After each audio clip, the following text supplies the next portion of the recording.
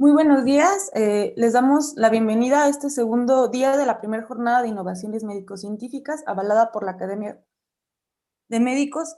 Mi nombre es Paola Muro, soy licenciada en nutrición y soy ponente permanente del grupo de neurociencias en el campo de neuronutrición. Soy expresidenta del Comité de Nutrición de SAICIC y el tema del día de hoy será presentado por el doctor Rivas Ruiz, pediatra con subespecialidad de neonatología, coordinador del Centro de Adiestramiento de Investigación Clínica, miembro de la Academia de Médicos y autor de diversos artículos originales, profesor de la UNAM. Y les queremos recordar a los espectadores que dejamos nuestras redes sociales en la caja de descripción del video y el canal de YouTube. También del doctor, donde podrán encontrar diversos videos de contenido didáctico y fácil de entender, además de su material de investigación. No olviden suscribirse a su canal, así como al nuestro, para que se les pueda notificar cada vez que subamos un nuevo video. Por último, les recordamos a las personas que se inscribieron a esta jornada que al final de la conferencia compartiremos la palabra clave que deberán escribir, ya que se les preguntará en el examen final para así obtener su constancia. Sin nada más que decir, dejo de compartir mi pantalla, doctor, para que usted comience la ponencia. Muchas gracias, Pau. Bueno, voy a compartir la pantalla. Muchas gracias por la invitación. Es para mí un honor y un gusto que esté yo invitado, sobre todo porque no es un tema de neurociencias, sino pues es el tema de COVID en pediatría, ¿no? Y entonces, en este tema de COVID en pediatría, pues se sale totalmente del tema del Congreso. Sin embargo, creo que es importante porque nos está pasando a todos. Yo creo que es un tema de actualidad, es un tema que nos llena no solamente de miedo, sino que nos ha hecho tomar algunas decisiones que podrían estar poco sustentadas en la ciencia. Entonces, entonces, yo espero que esta plática sea una plática muy corta, porque hay poca información de COVID en niños. Y quizás hay poca información porque, eh, porque en realidad hay pocos niños que son infectados con este nuevo virus. Si nosotros viéramos el impacto global en esta publicación que apareció el 29 de enero del 2021 en la revista PLOS ONE, lo que encontramos es que México se encuentra en un lugar intermedio. No estamos, no estamos con las cifras de los brasileños o de los peruanos o de los sudafricanos, pero sí tenemos una tasa que está aproximadamente entre los 5 a 10 casos por millón de habitantes, lo cual nos pone, lo cual nos pone en alerta. Sin embargo, tenemos que verlo con una justa dimensión. 5 casos por millón están muy por debajo con lo que hemos visto en años anteriores. En años anteriores habíamos visto casos de influenza que hacen neumonías más graves que esta en niños. Habíamos visto casos de neumonías por Haemophilus influenza. Habíamos visto casos de meningococo. Y entonces, con todo esto que les estoy platicando, encontramos que esta enfermedad no es un asunto de gran importancia para la salud en los niños mexicanos. Obviamente que empezamos a hacer análisis y al empezar a hacer análisis se encuentra que el hecho de que tengamos de manera global el número de casos por millón, entonces lo que encontramos es que el dinero importa y entonces en los países con más o menos un alto nivel socioeconómico se encuentran menos casos que en los casos en donde hay un nivel socioeconómico bajo. En donde hay un nivel socioeconómico bajo hay más casos que en los que no hay. Y ahorita van a ver un poquito lo que intentamos decir. Ahora, si hablamos sobre la severidad entre los niños y los adultos, nos encontramos con este artículo de los chinos, de Wang, que fue publicado en diciembre del año pasado, en donde lo que se buscaba era evaluar o comparar la severidad de la enfermedad entre los niños y los adultos, encontrando que la severidad de la enfermedad es obviamente mucho mayor en los adultos que en los niños, en donde en los niños encontrábamos que las formas leves y moderadas son las formas que más prevalecen. Y entonces vemos que las formas leves y moderadas en los pacientes que acuden a un hospital es mucho mayor, ¿no? Por ejemplo, 83.7 y las formas graves 9.7, que es lo que hemos estado viviendo aquí en México. Y en cambio en los niños no se presentan estas formas. Entonces así nos dimos a la tarea de evaluar cuáles eran los factores asociados a muerte en niños con COVID-19 en nuestro país. Y entonces hicimos una alianza con médicos de distintos lugares, entre ellos médicos del GEA González, médicos del Hospital Infantil de México, por ejemplo, el doctor Sarbelio, el doctor Javier Mancilla, que está en la Secretaría de Salud, y nos dimos a la tarea de analizar una base de datos que se estaba creando en ese momento por la Secretaría de Salud. Y entonces, en esta base de datos de la Secretaría de Salud, lo que encontramos es que llegan muchos niños sospechosos. Hay 11.405 llegaron sospechosos, de los cuales solamente se confirmaron 1.443. Y entonces esto nos hace pensar que efectivamente, como ya lo habíamos visto, la prevalencia de la enfermedad es baja, pero además de que la prevalencia de la enfermedad es baja, también podemos ver que la sospecha era muy grande. Es decir, tenemos muchos pacientes con sospecha, pero que pocos son confirmados. Entonces, seguimos teniendo enfermedades como influenza, seguimos teniendo neumonías por hemófilos influenza, y entonces, pero no todo es COVID. Sin embargo, es mucho. O sea, como podemos ver en esta columna, lo que vimos es que intentamos comparar los factores de riesgo y veíamos cuántos se intubaban en un grupo y otro y cuántos se morían, y lo que encontramos es que no había diferencias entre los grupos, lo cual nos hace pensar que efectivamente no todo es COVID y que debemos de seguir, no podemos bajar la guardia a las enfermedades propias de un niño, que son neumonías, siguen siendo las neumonías un problema muy serio y que debemos de seguir adelante con ello. Dentro de los factores de riesgo en un modelo bivariado, es decir, solamente aislando un factor de riesgo contra otro, lo que podemos ver es que la edad es uno de los factores predisponentes. La edad de menos de 4 años es el factor predisponente más importante que podamos platicar. Es decir, estos niños son los que tienen una mortalidad 3 veces mayor, como pueden ver ustedes aquí en el riesgo relativo de 3.88. Y otras variables que considerábamos no fueron tan importantes como, por ejemplo, el sexo masculino. Obviamente que la principal causa por la cual muere un niño es neumonía. Por eso se llama el virus se llama SARS, que es una infección severa del tracto respiratorio. Entonces, eso en español tendremos que decir que es una neumonía severa. Y entonces esta neumonía severa es la que le cuesta la vida a los niños. En el momento que empiezan a desarrollar datos de neumonía, ahí es donde podríamos decir que es el centro de la enfermedad. Sin embargo, algunas otras comorbilidades a las cuales le temíamos muchísimo, por ejemplo, los niños con diabetes o con asma, no fueron estadísticamente significativos, no se presentaron casos, lo cual es muy bueno, porque cuando se esté pensando en los mayores grupos de patologías, asma es uno de los principales. Entonces, lo que aquí encontramos es que el niño asmático no corre más riesgo ni de infección ni de muerte. Sin embargo, los pacientes que tienen inmunosupresión, como por ejemplo los que tienen cáncer, entonces estos pacientes, estos sí son los que presentan una mayor mortalidad. Entonces, la mortalidad que se presenta en los niños con inmunosupresión, lo encontramos que se eleva 10 veces más. No es tanto, si lo comparamos con neumonía, no es tanto, pero sí estamos viendo que el riesgo se incrementa 10 veces más.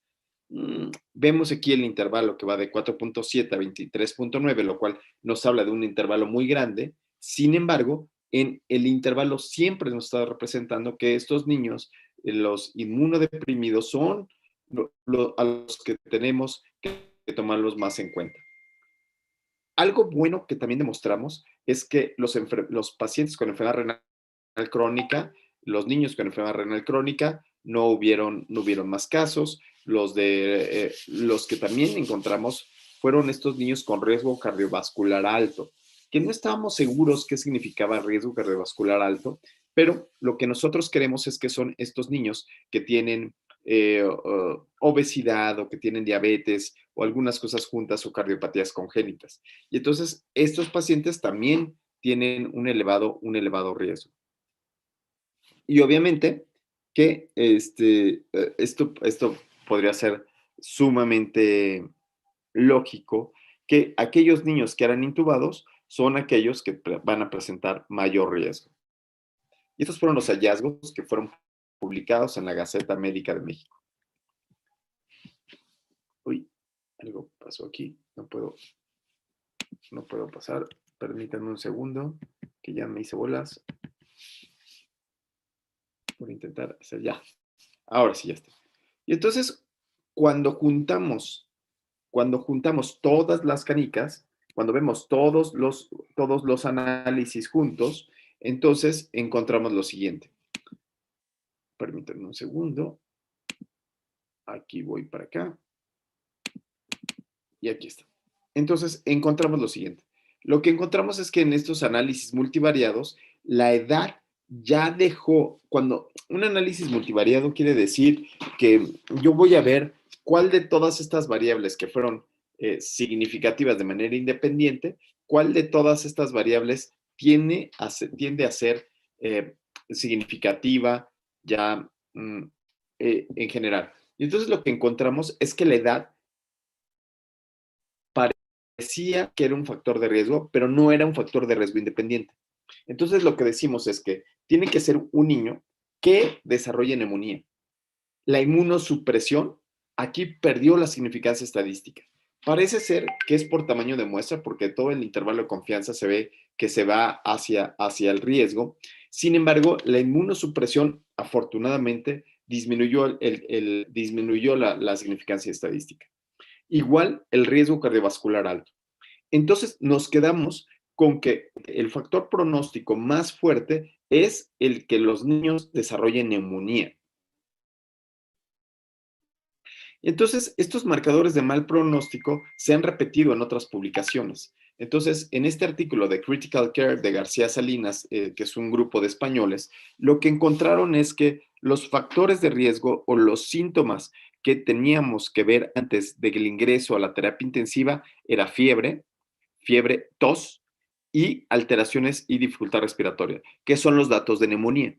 Entonces, nuevamente, tenemos en mente que es la neumonía la que es el factor de riesgo o es el factor de mal pronóstico, ¿no? Entonces, hay otros factores como, por ejemplo, rinorrea, que son muy relativos, diarrea, que es muy relativa, y náuseas.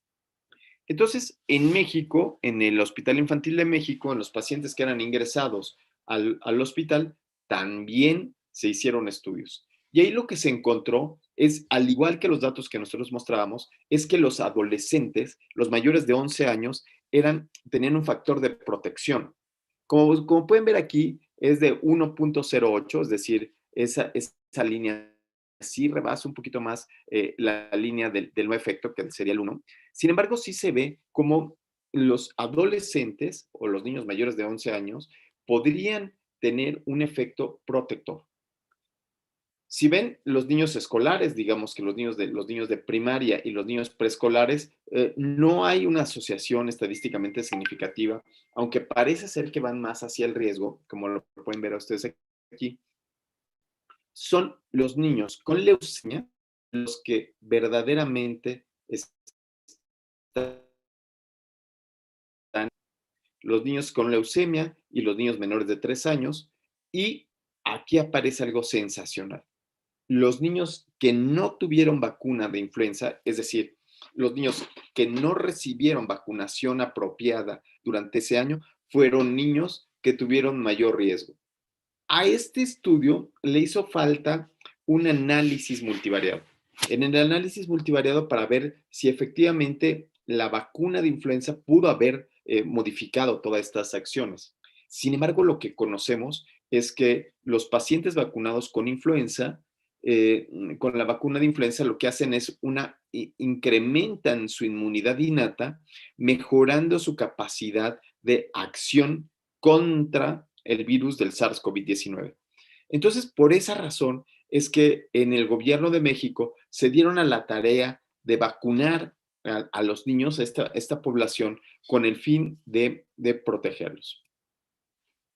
Nosotros, ya con esto en mente, decidimos hacer un nuevo artículo que va a ser publicado ya recientemente en este 2021.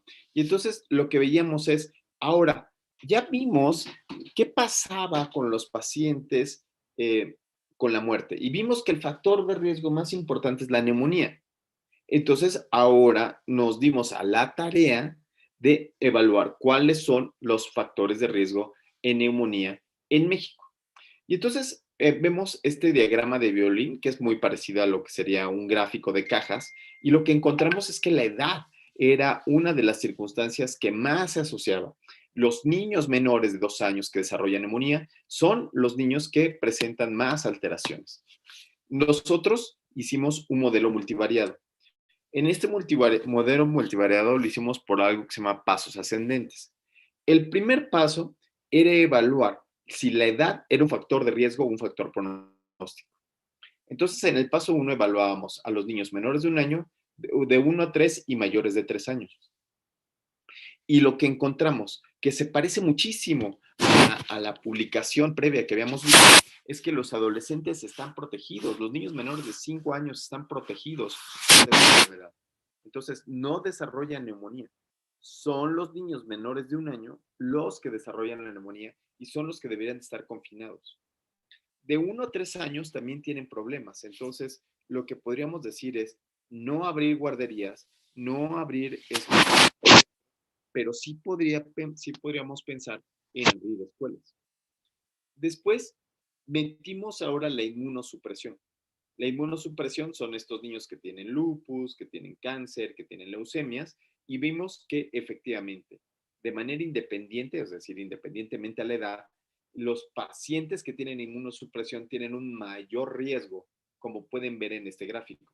Todo lo que esté hacia el 10 es de riesgo y todo lo que esté hacia el 0 es de protección.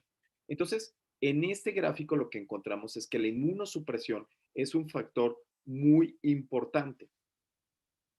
Y entonces es importante e independiente. Sin embargo, lo que encontramos es que a pesar de esa inmunosupresión, la edad continuaba siendo un factor de riesgo. En el paso 3, cuando ya metimos a estos pacientes que tienen diabetes o obesidad mórbida, lo que encontramos es que también la diabetes y la obesidad, estos niños que tienen obesidad mórbida, estos niños muy obesos, también son niños que tienen un factor de riesgo mayor. Entonces, si tuviéramos un niño que fuera de 1 año y que tuviera inmunosupresión y que tuviera diabetes, sería el grupo de pacientes más graves. Sin embargo, otra vez, repito, diabetes y obesidad es un factor independiente a la edad. Luego, entonces, podríamos decir que aquel paciente que tiene obesidad debe de ser cuidado con más atención. Y terminaríamos diciendo, bueno, ¿y qué pasa con los neonatos? ¿Qué pasa con estos niños recién nacidos? Bueno, los niños recién nacidos ha habido muchísimas controversias. Y las controversias han sido en donde si hay transmisión de madre a hijo o si en realidad no existe tal transmisión. Y entonces lo que se hizo fue buscar todos los pacientes que habían nacido en un grupo de registro de España. En este grupo de registro de España, lo que se encontró es que hubieron 490 casos de neonatos con COVID-19, pero en ninguno de los casos fueron graves. Y todos fueron alimentados al seno materno y todos pudieron seguir adelante con sus acciones normales y comunes y corrientes. Es decir, el ser neonato no tiene implicaciones sobre la decisión que se puede llegar a tener. Y ya con todo esto en mente, entonces tendríamos el siguiente escenario. El siguiente escenario o la siguiente pregunta clínica es, ¿cuál es la seguridad que se tiene de mandar de regreso a los niños a la escuela? Y entonces, para resolver estas preguntas, en Italia se buscaron dos escuelas. Convencieron a los papás de estas dos escuelas, las dos escuelas en Roma, en donde les iban a tomar muestras a todos los pacientes en cada mes, en septiembre, octubre y noviembre. La intención era que si en la escuela fuera peligrosa, lo que iban a surgir eran brotes de enfermedad, es decir, se iban a infectar unos niños a los otros y por lo tanto no valía la pena entrar a la escuela. Pero, por el contrario, si no sucedía eso, entonces podríamos decir que la escuela era segura. Entonces así se tenían que, se encontraron a 119 niños que quisieron participar, a 9 maestros y a 5 empleados de la escuela. Y entonces, de estos 132 pacientes, se encontró que de 6 a 10 años, en primaria era la mayor parte de los niños, en la secundaria de 11 a 13, que dijimos que eran los niños que estaban protegidos, y después niños de 14 a 18 años, que parece ser que es un grupo de pacientes que tiene muy, muy, muy, muy poca prevalencia de la enfermedad. Y lo que se encontró es que cuando se hizo el primer corte en septiembre, solo hubo un caso detectado con RT-PCR, el cual era asintomático. Lo que se esperaba es que si ese paciente asintomático estaba ahí, bueno, iba a haber muchos más casos para octubre. Y así fue. Hubieron 12 casos. Sin embargo, la parte interesante es que los 12 casos, ninguno tuvo que ver con el caso índice. Lo que quiere decir es que este caso índice no infectó a ninguno de los 12 casos posteriores. Estos 12 casos que se presentaron en niños de 11 a 13 años. Y en estos niños de 11 a 13 años no hubo ningún evento adverso, no hubo ningún evento grave. Hubo sí un poco de rinorrea, hubo un poco de alteraciones, pero ningún caso de neumonía. Cuando se hace el siguiente punto de corte, en noviembre, se encuentra que hubieron 3 casos positivos, ¿no? Hubieron 3 casos positivos, ninguno asociado a los 12 anteriores, por lo cual se concluyó en ese estudio que la escuela era segura, es decir, que no era un foco de infección, siempre y cuando se mantuvieran las medidas de seguridad, que son el uso de cubrebocas, la sana distancia, e intentar que solamente ir a la escuela 3 veces por semana y en días alternados. Con esto se consiguió que hubiera 16 casos, solamente 16 casos, 0 contagios. Ninguno de los niños contagió a un compañero de la escuela, lo cual fue muy bueno para este caso. Y, estimada Pau, yo quisiera terminar, para empezar las preguntas, quisiera terminar mi presentación con qué onda con las vacunas. En octubre del 2020, el comité el advisory de Estados Unidos, de la CDC, entonces recomendó la vacuna de Pfizer-BioNTech a mayores de 16 años. ¿Por qué? Porque sí se incluyeron en los ensayos clínicos este grupo de pacientes. Entonces, la recomendación en vacunación efectivamente es para la de Pfizer, pero solamente de 6 años.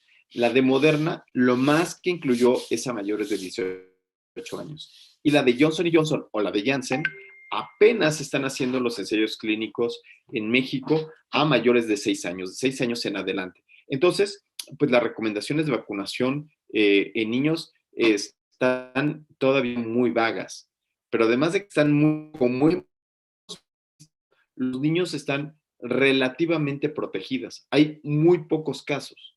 Por lo tanto, la recomendación es que la vacunación vaya a estos grupos, por ejemplo, vaya a maestros, vaya dirigido a maestros, vaya dirigidos a personal de salud, ¿no? Para poder tener un grupo de choque más importante. Y con eso acabo esta presentación, estimada Pau, esperando que haya alguna pregunta, que yo creo que sería lo más importante. Pues muchísimas gracias, doctor Rivas, por su interesante presentación sobre COVID en pacientes pediátricos. Y sí tenemos algunas preguntas, entonces se las voy a leer para que prosigamos a contestarlas, ¿vale? Muy bien. La primera Vale. es, las variables que tuvieron en los factores de riesgo en menores años, ay, perdón. Ok, más bien esta es como una conclusión. Nos preguntan que si las variables que tuvieron los Ok. niños para mayor factor de riesgo son ser menor de 4 años, padecer neumonía, inmunosupresión e Sí, intubación. sí, eso fue en el modelo bivariado. O sea, el modelo bivariado es Mm. cuando solamente hizo un dato contra la muerte, que es esta gráfica de aquí. Entonces, lo que nosotros considerábamos es que, bueno, pues intubación es un factor de riesgo para morirte, pues sí, claro, por supuesto, ¿no? Porque estás más cerca.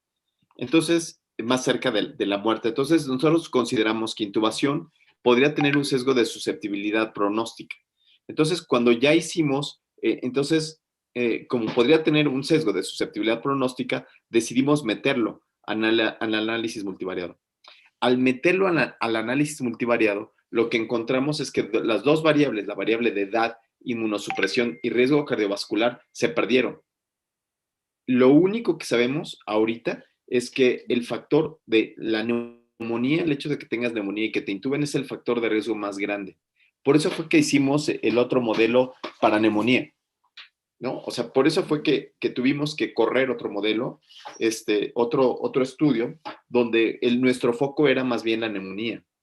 Entonces, ya con la neumonía, entonces sí ya teníamos este grupo, ya pudimos ser como que más claros. Entonces, son los niños menores de 1 año y de 1 a 3 años los más perjudicados, ¿no? Los que más riesgo tienen de presentar neumonía por SARS-CoV-2. Y esto es importante, Pau, porque si tuviéramos que tomar decisiones, por ejemplo, de qué vamos a abrir, yo diría que podríamos abrir primarias, podríamos abrir secundarias y preparatorias. Obviamente universidades, ¿no? Las universidades yo creo que tendrían que abrir sí o sí. O sea, no hay una razón de ser para la cual las universidades no estén teniendo clases presenciales. ¿Por qué? Porque como vimos en estos análisis, los pacientes que están en riesgo no son los adolescentes. A los adolescentes les hacen los mandados. A ti, Pau, si vas a la escuela, te va a hacer los mandados. Te va a dar un gripón loco, ¿no? Entonces, este análisis demuestra eso. Ok, perfecto, muchas gracias. Voy a leer la siguiente pregunta entonces. Nos preguntan que si con estos artículos se vio alguna relación con el nivel socioeconómico de los pacientes. O sea, Claro, ¿tiene que ver? sí, sí. Nosotros, por ejemplo, en México, el nivel socioeconómico lo pusimos con si hablaban alguna lengua indígena o no hablaban una lengua indígena. Porque aquí en México ya sabes que la segregación que tenemos hacia las tierras indígenas es terrible, ¿no? O sea, los indígenas aquí en México han sido pisoteados en los últimos 600 años y siguen siendo pisoteados, ¿no? Y Ujú. entonces, ese sí fue un efecto. Los que viven en regiones marginales son los que han tenido mayores problemas, ¿no? Y todo porque, pues bueno, aquí en México despreciamos a los indígenas, ¿no?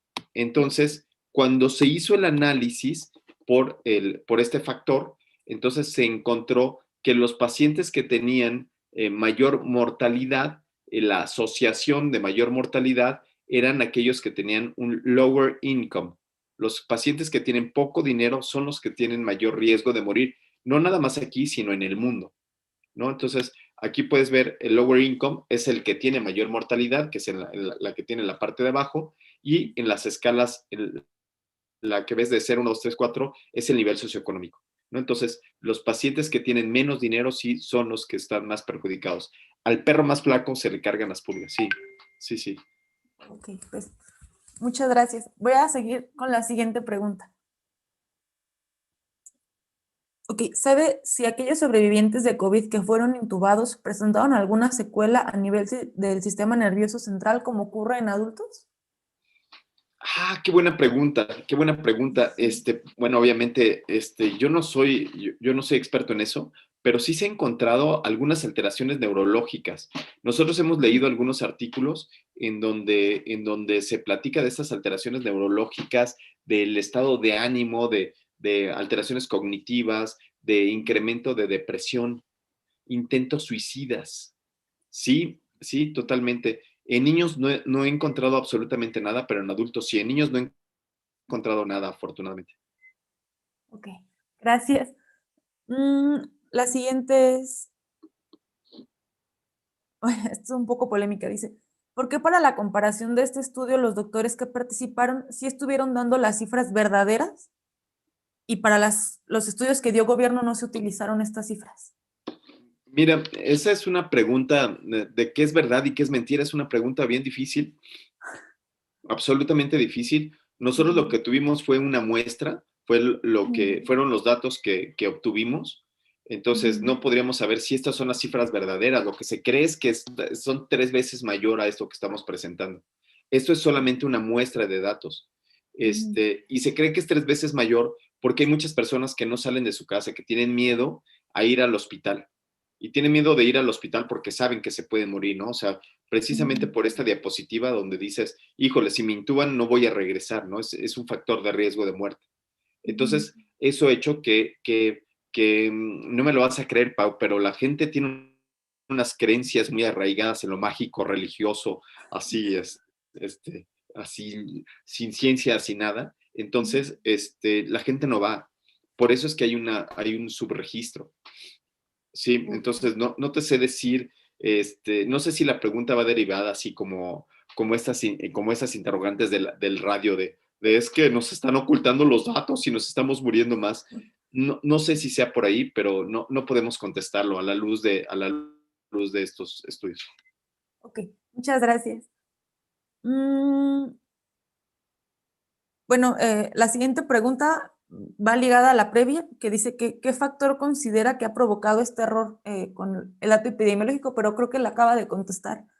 Entonces, Sí, pero aquí fíjate que yo me gustaría hacer un paréntesis cuadrado.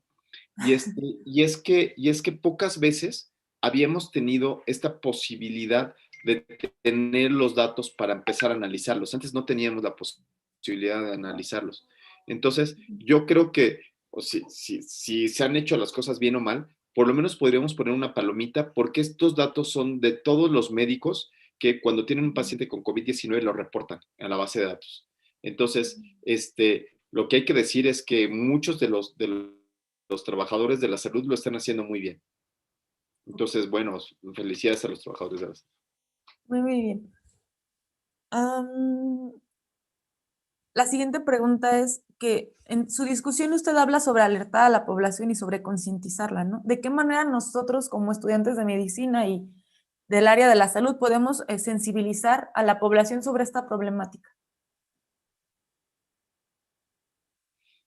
Bueno, yo creo que todos, ayer platicábamos de la iniciativa M, ¿no?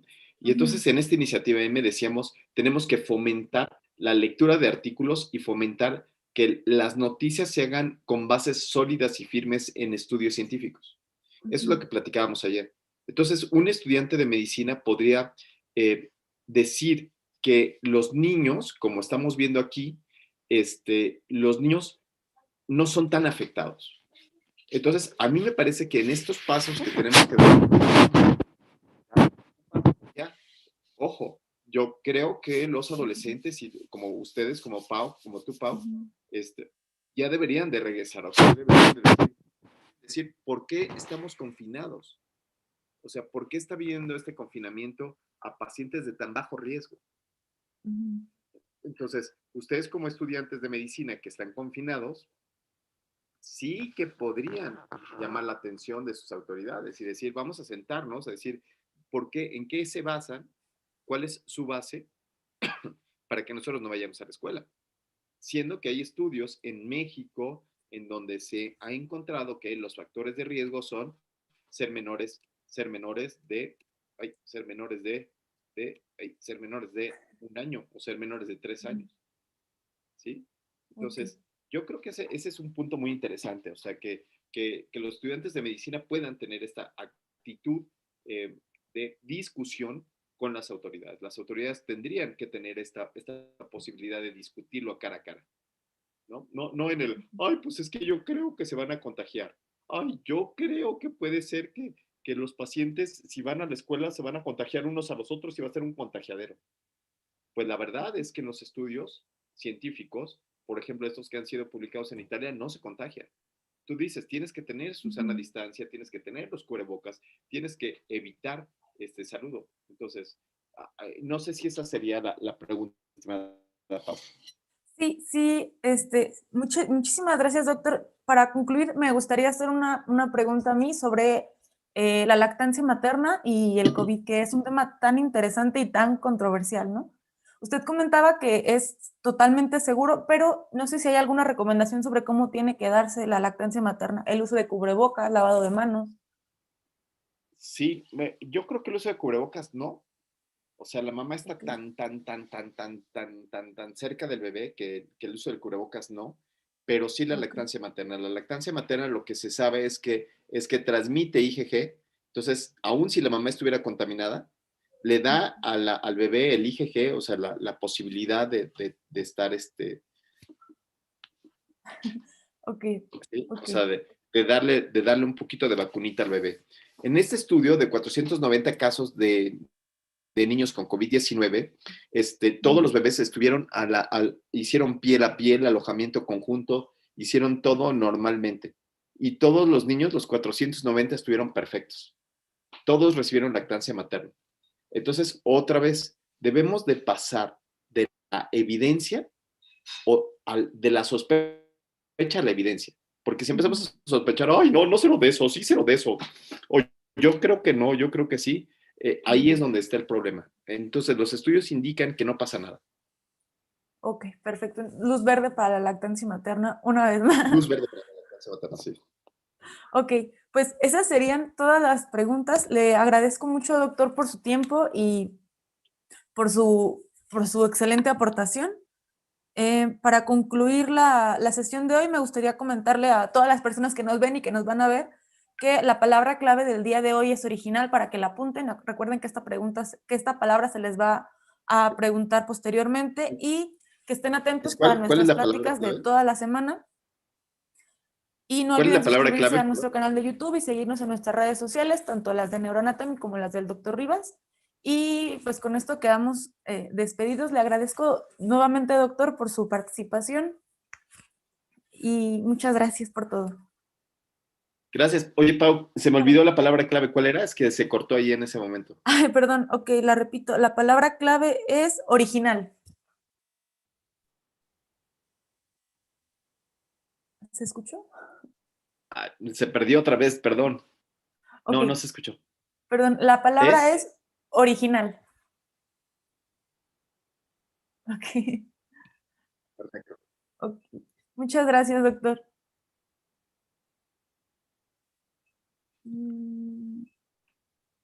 Creo que ya. Gracias a ustedes. Muchas gracias, Pau.